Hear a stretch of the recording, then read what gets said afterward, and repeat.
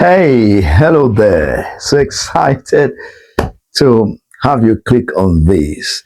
Jeremiah chapter 29 and the 11th verse. The Lord speaking there to you and I. He said, "For I know the plans that I have for you, says the Lord." He said, "The plan to prosper you, not to harm you. The plan to give you a future, give you hope." Yes, and you see, the Bible says, "His hope doesn't make us shame."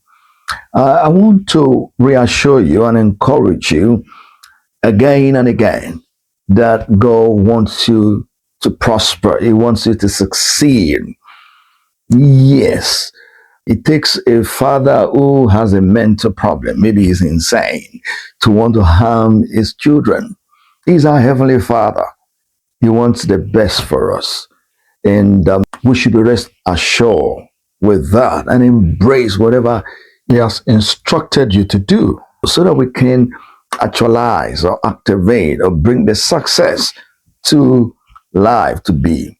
In Joshua 1:8, he said, "This book of the law," and that is where responsibility steps in, studying the word, meditating, declaring the word of God, and acting accordingly.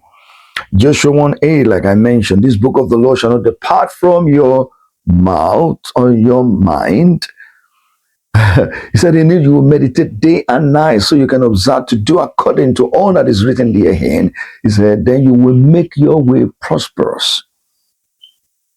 He has a plan to make you prosper, but you're going to connect the dots by you acting according to His word, and prosperity will materialize. Yes. When He said His plan is to prosper you, He's not saying that you should just sit down and fold your hands. No, fold your hands. No.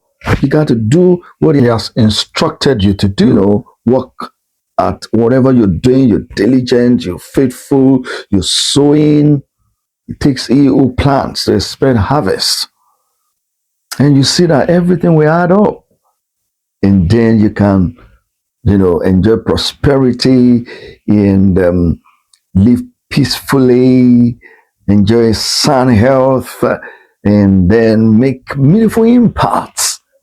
Peaceful home, peaceful life, and then, success all the way. That is what He has for you. And that is what is going to materialize in your life. The Lord bless you. Let me know where you're watching this from. Like, comment, yes, share your thoughts also.